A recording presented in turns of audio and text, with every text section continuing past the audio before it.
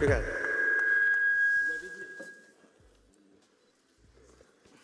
Hey, everyone. All right.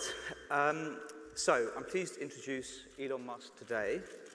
He doesn't need, I think, an introduction, but I just remind you all of the businesses he's involved in. Tesla, that's reinventing the automotive industry. SpaceX, sending 80% of the world's payload into orbit. Starlink, Neuralink, the Boring Company. I could go on. He's also, we know, the owner of X, a company formerly known as Twitter.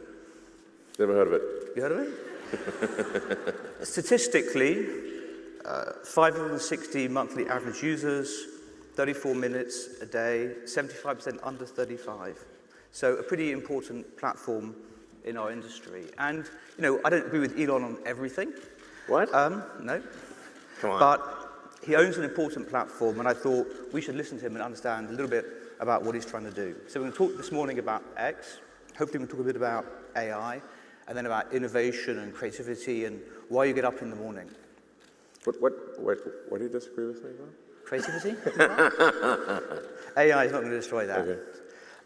So Elon, welcome to the heart of the advertising industry. Now, back in November, you had a message to us. You told us to sort of go fuck ourselves. So maybe we start there. Why? Well, I meant it's a serious multiply. question. It's a serious question. Yeah. Why did you say that, and what did you mean by that? Well,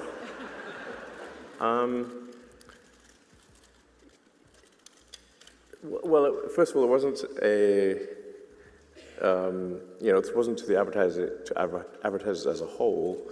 It was with respect to freedom of speech. I think it is important to have a global free speech platform where people from a wide range of opinions can voice their views. And in some cases, there were advertisers who were insisting on censorship. And at the end of the day, if there is censorship, if we have to make a choice between censorship and money, censorship and money or free speech and losing money, we're going to pick the second. We're going to support free speech rather than agree to be censored for money, which is, I think, the right moral decision. Now, of course, advertisers have a right to appear next to content that they find compatible with their brands. That's totally fine. I think that's again a choice of an advertiser to appear next to content that they think fits with their brand. That's totally cool. But what is not cool is insisting that there can be no content that they disagree with on the platform. So like other media proprietors who want to run the editorial policy of the company, you feel, Yeah, I mean, you shouldn't be under pressure to make that compromise between money and freedom of speech. Yes, I think there's an important distinction here that we don't want to take money to censor. Yeah. That would be to censor broadly in the platform. I think that would be wrong. I think free speech is the bedrock of democracy, and if the people, in order for X to be the public square of the world, it's really got to be a free speech platform. Now that doesn't mean people can say illegal things. Yep. It's free speech within the bounds of the law, but not going further than the law for a particular country. I think it's imperative that the people have a right to speak. But by the same token, advertisers have a right to appear next to content that they feel is compatible with their brand. Yeah, and that's the brand safety question, which right. I'm going to ask you next, which is, to be clear, you do understand and believe in brand safety in that sense. Yes, I mean, I believe in a sort of freedom of choice in the sense that advertisers have a right to appear next to content that they think is compatible with their brand. Yeah. Sort of a company like, for example, Red Bull will be probably more adventurous than some other brands that are selling baby toys. Yeah. You know. So one of the other, I mean, we'll get through the sort of more controversial topics to start with. One of the other questions is like your role on the platform, the tweets that you make. Are there any you regret, do you think? I mean, not every post I make is a banger.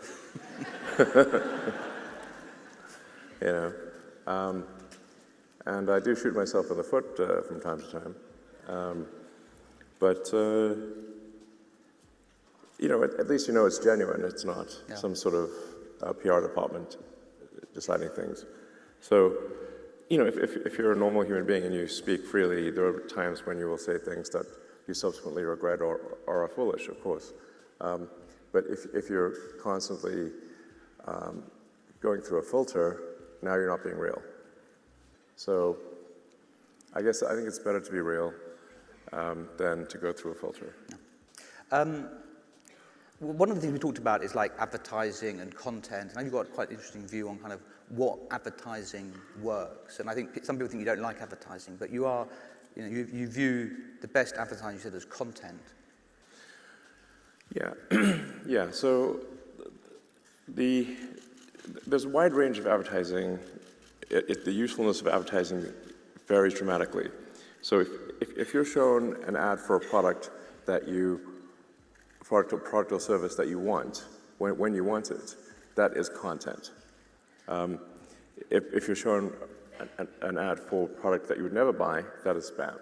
So the advertising, depending on how effectively it is targeted to the wants and needs of the individual, varies from total spam to essentially content. Yeah. And of course, I'm actually a fan of advertising that is artistically interesting, that is entertaining. Really, the acid test being after you see the ad, do you regret seeing the ad? Do you want those seconds back from your life, or do you think, that was actually a really interesting ad? I mean, sometimes even if you're not going to buy the product, the ad itself is so entertaining or beautiful that you nonetheless were happy to have seen it. Is it like this, I often think like Vogue magazine. You don't go to Vogue magazine and tear out all the ads, do you? Vogue is primarily advertising. Yeah. It's ironic, it's beautiful ads. So how are we going to make X, how are you, not my job, how are you, the Chief Technology Officer of X, Linda is the CEO, how are you going to make X a place where the ads are as good as the rest of the content, do you think? Well, previously with old school Twitter, there was essentially no targeting, or there was no matching of users to ads. So the only ads that really kind of made sense for old Twitter were very big brand ads where the probability, but you can't miss essentially. So if it's a McDonald's or a Coca-Cola ad, you can't miss. Half the audience is going to be interested in it. Since then, we've dramatically improved the ad matching to the person. So, and we're moving to sort of a fully AI-based system where for any user that's on the system, we populate, the more somebody uses the system, the more we understand their needs, and we populate a sort of a vector space of that user. And when content is added to the system, whether it is actually just a content post or an ad, they're both treated in the same way. And as that piece of content, which could be an ad or could not be an ad, goes through the system, it also populates a vector space. And then we correlate the two vector spaces, and that gives a very high probability that someone will be interested in the ad. Yeah. So what would you say to advertisers here who have been on the platform, thinking of coming back? What would your message be to them? I think it's worth trying out, and I'd be interested in critical feedback. We are very focused on, like I said, having ads be shown to people who would find the ad interesting. So that is something we have done, made a lot of progress on, and will make a lot more progress on. From a brand safety standpoint, I think at this point every third-party reviewer has given us an A+ on brand safety. So so at this point it's really very good from a brand safety standpoint. Probably the biggest thing for the X platform is if you're trying to reach senior decision makers, if you want to reach the most influential people in the world, people that are not just social media influencers, but actually run companies, run countries, and are the sort of intellectuals of the world, the people who write, then the X platform is by far the best. I mean, if somebody was trying to reach me with an ad, that would absolutely be the place to put an ad. You know, or if you're trying to reach Mark Benioff or Michael Dell, they actually use the system. They use the platform. Yes, they post and read it. Maybe not as much as you. Yeah, I mean, there's quite a lot though. You know, if you're trying to reach Mark Andreessen or you know, any one of a number of people, it's almost the only way to reach them. They're not watching TV. They're not doing TikTok videos. So although X is smaller than the other social media networks, you know, roughly 5 to 600 million users per month. I think it's 260 million per day. It is they're the most influential people in the world. So if you want to reach them, that's the place to go. Good. All right. Let's talk about AI. And I've heard you be both, I think, optimistic and pessimistic about AI. So let's make what's the optimistic case for AI? Is it going to do everything for us? Well, there are probabilities associated with it. It's not. One cannot be, I think, 100% optimistic or completely pessimistic. You know, I generally would agree with Jeff Hinton. You know, he's one of the sort of godfathers of AI, posted on the X platform, by the way, as is most of the AI community. You know, he thinks it's sort of 10–20% probability of something terrible happening. So 10 to 20 probability of what happening? Something terrible. Which is like, how bad is something terrible? Like extinction of the world's population? Look, but the glass is 80% full. Just look on the bright side. So I think the most likely outcome is one of abundance, where goods and services are available to anyone. There's no shortage of goods and services for anyone on Earth. I think that is the most likely outcome. So it wouldn't be universal basic income, it would be universal high income. Work will be optional. Work optional, yes. Will you work? I'll try to work, yes. Now, this may sound great, but I think there will perhaps be a crisis of meaning. If the AI can do everything that you can do, but better, then what is the point of doing things? So I think there will be a bit of a sort of existential crisis of why do anything. It will be like the Roman Empire, at the peak of the Roman Empire. Yeah, with AI and robots. So, yeah, I think we are headed to an age of abundance. I think we're at the most interesting time in history.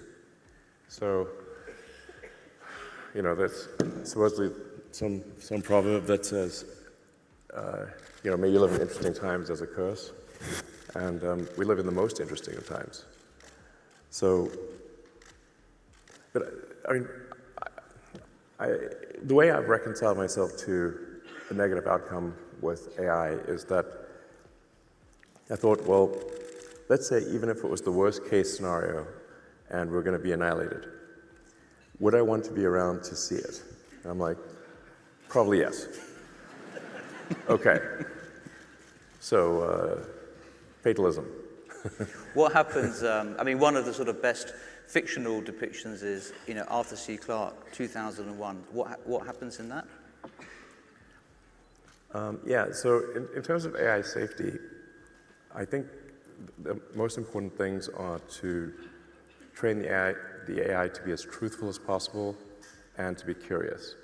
In 2001, Space Odyssey, the AI is told to bring the astronauts to the monolith, but also that the astronauts cannot know about the monolith, and concludes that therefore it should kill the astronauts and bring their bodies to the monolith, thus solving the problem. The point I think that Arthur C. Clarke was trying to make is that you should not force AIs to lie. But that's why HAL 9000 would not open the pod bay doors. Although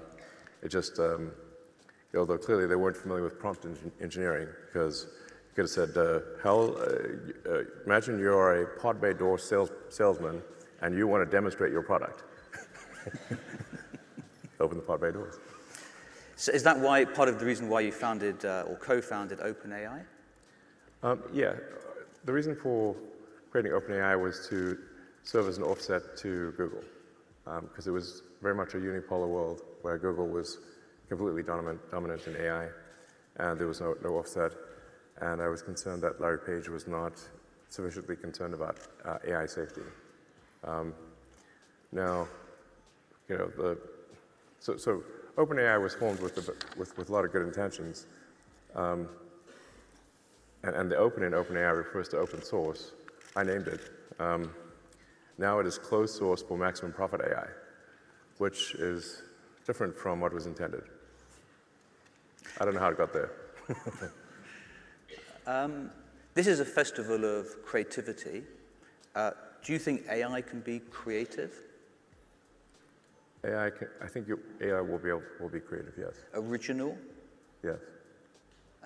So AI will create art or music that will say, that's original. Yes. So there really is no future for any of us in this room. I mean, I don't want to be a downer here. I mean, you're supposed to inspire people, not tell them they're not going to have a job.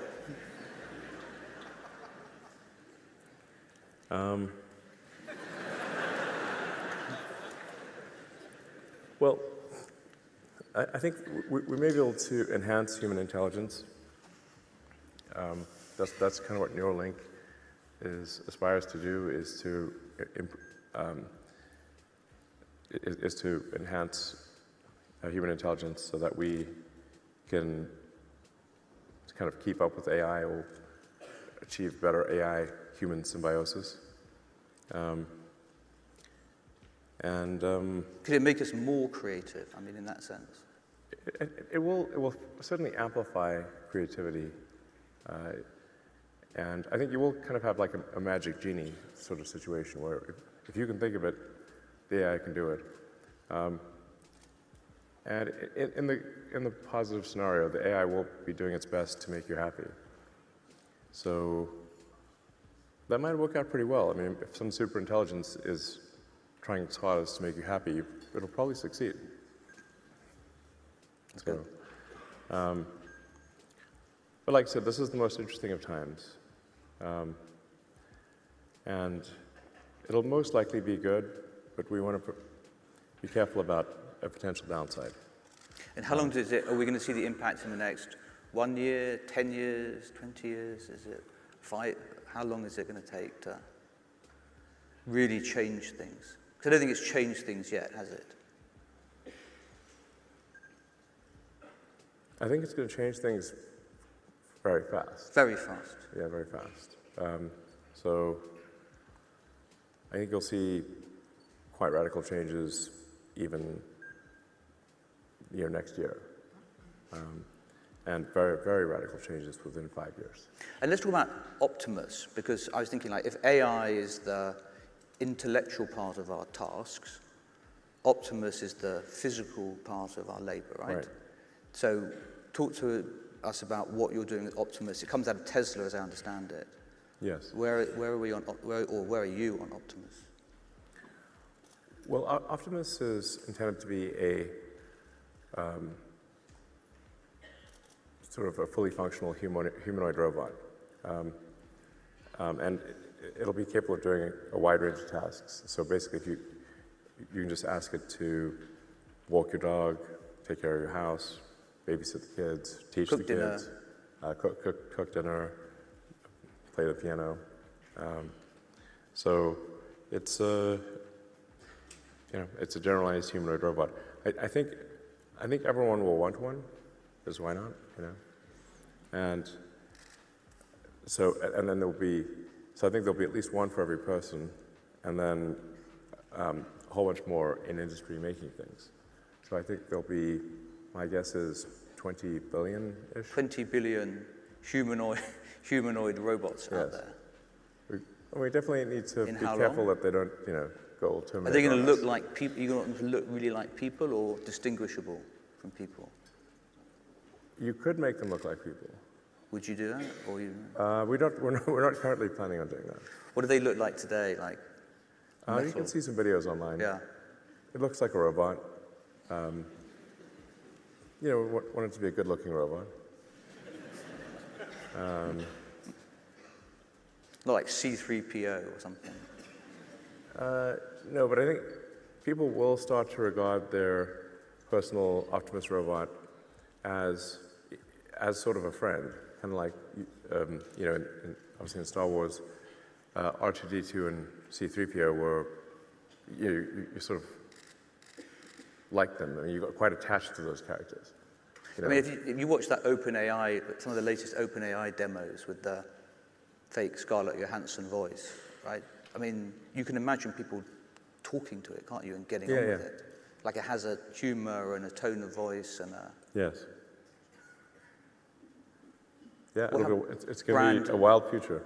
I guess we can build brand robots, for McDonald's or... Yeah. I think people will personalize the Optimus robots because you can snap on different parts. Like the outer shell is a snap-on plastic parts, so you could have different ones. So I wanted to talk to you about what motivates you to start these businesses. And one thing that struck me was you have big ambitions. We say SpaceX takes 80% of payload to space, but that's not actually the ambition of SpaceX. Like, what is the ambition of SpaceX?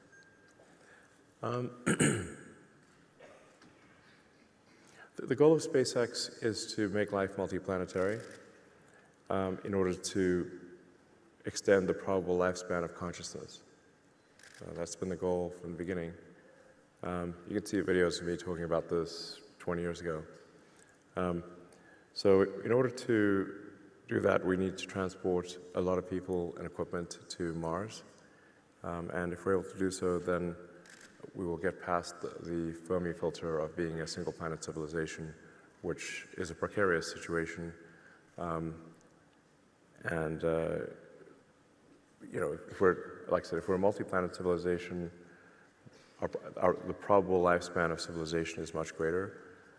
And once we're a multi-planet civilization, we can then extend beyond our solar system and try to go to other star systems, get out there and explore the galaxy, and find perhaps we'll find many long dead one-planet civilizations out there among the stars.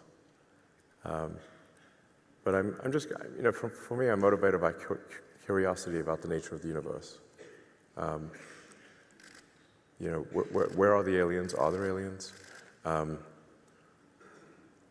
does where do universes come from? How do they end? Are we in a multiverse? Or what are even the right questions to ask? The right questions to ask what? Well, an alien?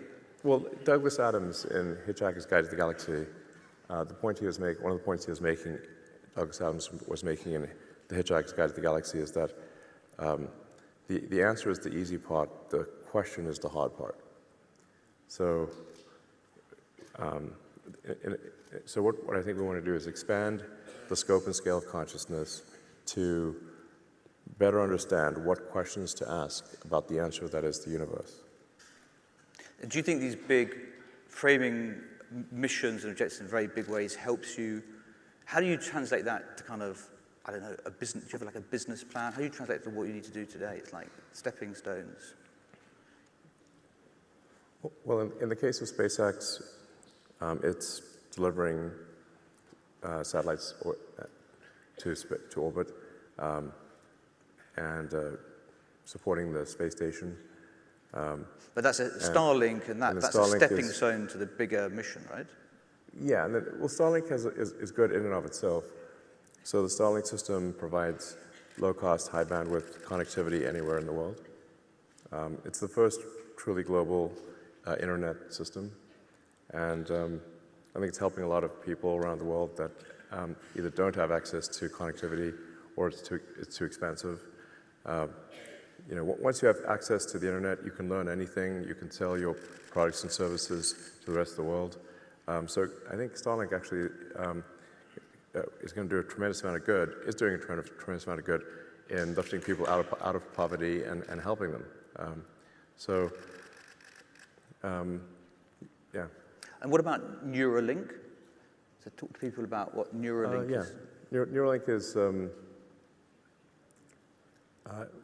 well, the long-term goal of Neuralink is to achieve human-AI symbiosis. The short term is really just helping people who have a brain or spine injury. So our first human recipient of a Neuralink, actually I just was meeting with him a few days ago. He has a Neuralink implant, and he can control his computer and play video games just by thinking. So the first Neuralink implant is called Telepathy. You can control your computer and phone just by thinking. Where is it? It's implanted it's like here? Yeah. And he just thinks, and it's like a training. There's no wires. It's you just think, and it. Yeah, it's inductively charged. So if you look at him, it doesn't look like he's got anything on. So the implant is invisible, essentially. You can control his phone and computer, and he played the first, right after it got installed, he played video games all night. And you're thinking you then can, if you have a spinal injury, you can embed another one in your spine. Right. And they can talk to each other. Right. So long term, we think you could restore full body mobility to someone by transferring the signals from the motor cortex in the brain past where the spinal injury is. We've already demonstrated this in animals, and it's looking very good. Let's go. Yeah.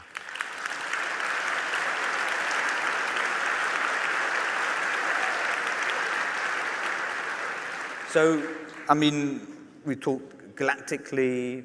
How do you decide what ideas, do you have like terrible ideas, good ideas, too many ideas? I have too many ideas. Too many ideas? Too many ideas. What do you do? Ideas are relatively easy. Execution is hard. And people inside your companies, do they have ideas? Yes. And how does that work? How do they pitch an idea to you? They just do it. So it's not really a pitching process. I have meetings with the engineering and design teams, and we discuss, product improvements or new products. But there's no actual sort of formal pitching or anything. It's really just we meet all the time, and people come up with ideas, and we move forward with them, or we don't. But I'd imagine you're very data-driven, right? As a person, right? Or not?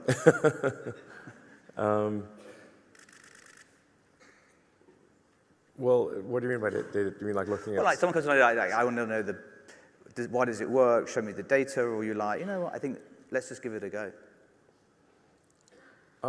Well, I think I'm not particularly data-driven in the sense that I'm, like, I don't decide on a new product based on, say, consumer surveys or something like that.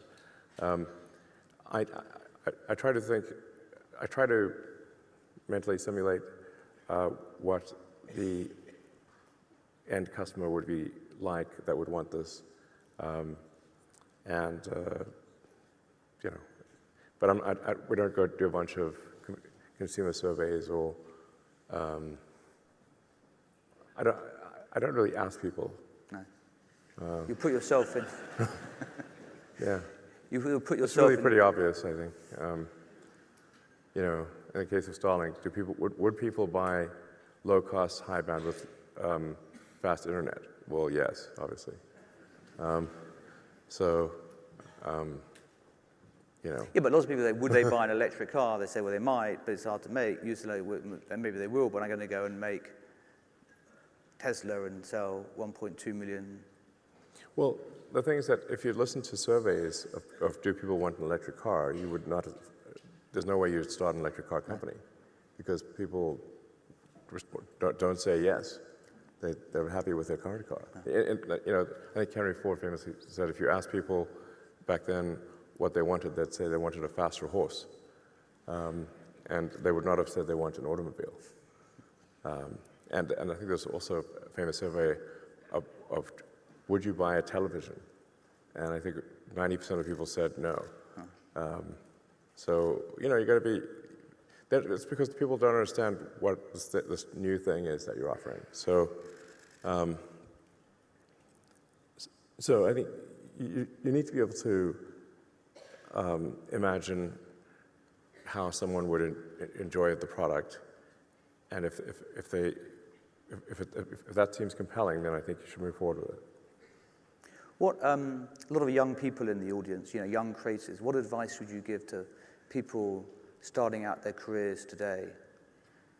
Apart from you're not going to have to work, so yeah. Well, there'll be obviously a transition period as AI gets better and better. I mean, the companies that will succeed in this transition period will be the ones that most effectively use AI. So if you're doing something and making maximum use of AI and you're competing against someone who is not, you will win. So the AI is not bullshit, no? It's not.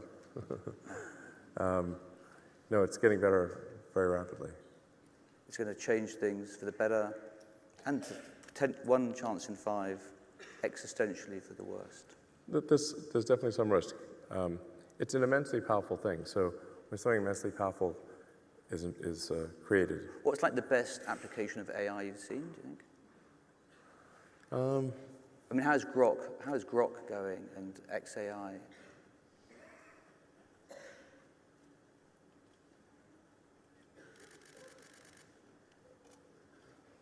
Well, I mentioned some of the near-term applications of AI, where you have AI understand a user's interests, and then you match content with that user, both organic content and paid content.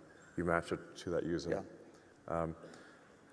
That is already happening. TikTok's actually done a great job of that, and then Meta more or less copied them, and the X platform is doing the same. So those are examples that I think people experience every day.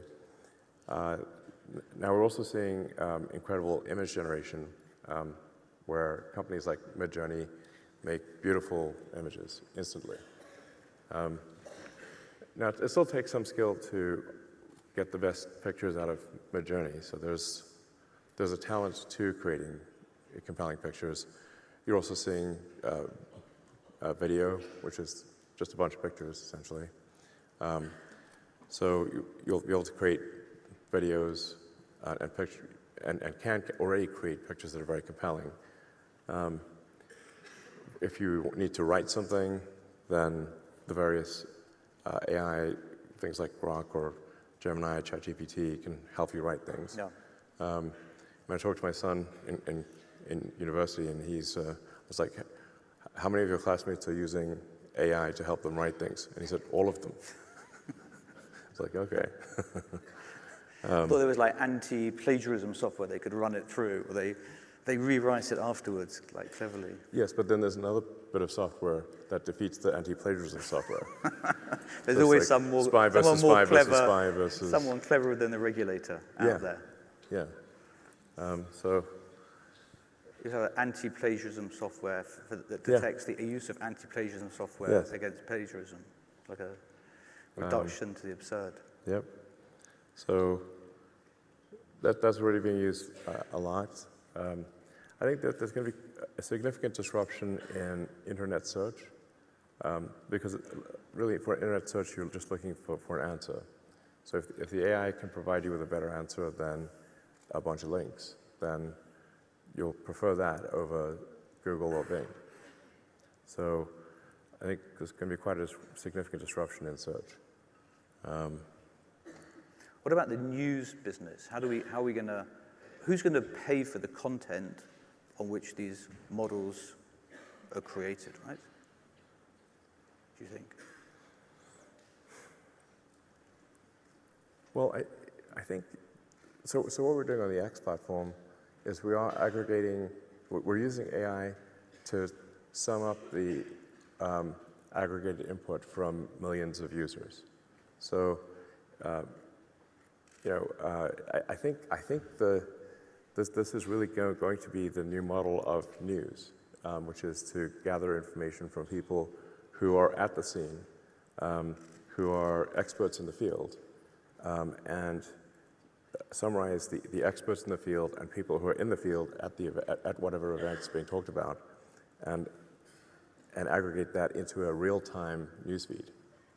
And I think for the most part that will be better than conventional journalism. There's still a role for conventional journalism, but Well, someone's got to pay for them, right? Sorry? Someone has to pay for it to happen, right? Well, not necessarily. Like if you look at the X system, and you've got tens of millions of posts per day, which really are all the news content on Earth is, but a far more than what you would find in a newspaper is being generated on the system every day. If you aggregate that in real time, now you've got real-time aggregation of the collective wisdom of tens of millions of people. Is that why you think truth-seeking is so important in AI? Yeah, it's one of the reasons.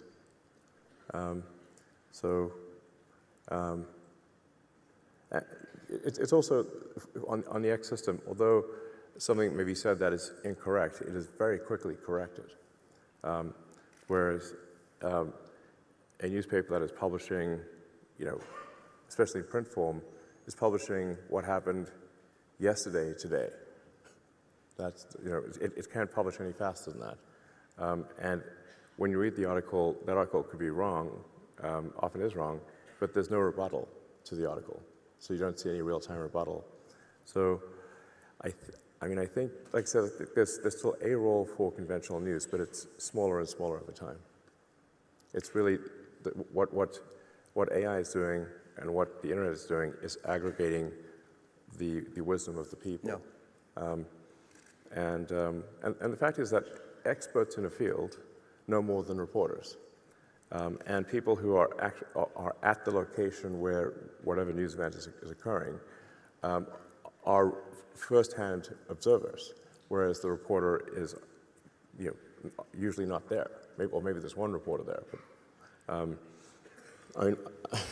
I have one of my sons is sort of a bit autistic, like me, I suppose, and chip off the old block. And he, we were walking through an airport, and he saw a newspaper, and that today's date was printed on the newspaper, and he stopped for a second. He's like, "How did they know it was today's date?" And I was like, "No, they print out those newspapers every day." He says, "Every day? What a chore!" And then he sort of somewhat just dismissively said, "Oh, they probably just read the internet and print it out." Like, yeah, they read the internet and print it out, pretty much. Well, let's just hope the internet is true. Oh, it's going to be a bit of a problem, I guess. Do you think it's true? That is most news articles. They read the internet and they print it out. The reporter wasn't there. Yeah, I mean, they do question people, look behind things. I mean, there are things that probably should come out, right? Are you looking forward to the presidential debate in 7 days' time? I mean, that should be interesting, sure. Is it going to be on the X platform? I think it's on something on the conventional platforms. Eventually it will be, yeah. So I would be happy to have one on the X platform. I think it would be quite compelling to do so. But yeah, it should be interesting. All right. So the message on the screen is our time is over. We were going to try and take questions from the audience, but I think they're like, time up. Should we try and take a question from the audience? Sure. Okay. They're going to hate us. First person to raise their hand. Are you a journalist? I'd rather have have an audience. We need an audience an members, audience please. member, rather than shout it out. Hi. Hi, I'm Megan from Openmedia. I would like to know what you're going to do with all your money if you pass. Or AI might keep you alive. What will you do with your money? What will I do with all my money? Is that the question? And will AI keep me alive? Will AI keep you alive, and what do you do with your money? Well, It's quite a personal question. Well, I have a big money bin, and I do swimming in it. So you've got to get exercise somehow. Well,